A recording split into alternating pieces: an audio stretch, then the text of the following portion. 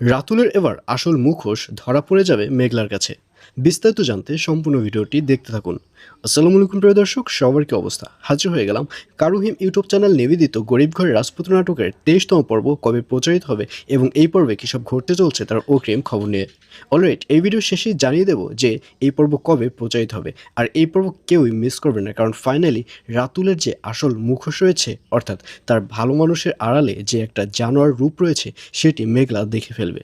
মেঘলা দেখে ফেলবে যে তার অফিসের যে অফিস সহায়ক রয়েছে তার গায়ে হাত তুলেছে রাতুল। আর এই ব্যাপারটি দেখে মেঘলা এবং মেঘলার যে ম্যানেজার রয়েছে তারা দুজনই অনেক বেশি রেগে যাবে এবং এক পর্যায়ে রাতুলকে অফিস থেকে বের করে দেওয়ার সিদ্ধান্ত নেবে। আর অন্যদিকে বৃষ্টিকে দেখা যাবে সে বিশাল একটা টেনশনের মধ্যে পড়ে যাবে, কারণ সে তো কখনোই মা হতে পারবে না। কিন্তু অনিক তার কাছে একটা বেবি চেয়েছে, আর এই অনিকের চাওয়াটা কিভাবে পূরণ করবে এইসব নিয়ে বিশাল একটা টেনশনের মধ্যে পড়ে যেতে দেখা যাবে বৃষ্টিকে। তো ভিউয়ার্স, জানিয়ে দিচ্ছি এই পর্বটি কবে প্রচারিত হবে। গরিব ঘরের রাজপুত্র নাটকের 23তম পর্ব প্রচারিত হবে আগামী 9 তারিখ, অর্থাৎ 9 মে শনিবার দুপুর 12টার সময় শুধুমাত্র কারুহিম ইউটিউব চ্যানেলে।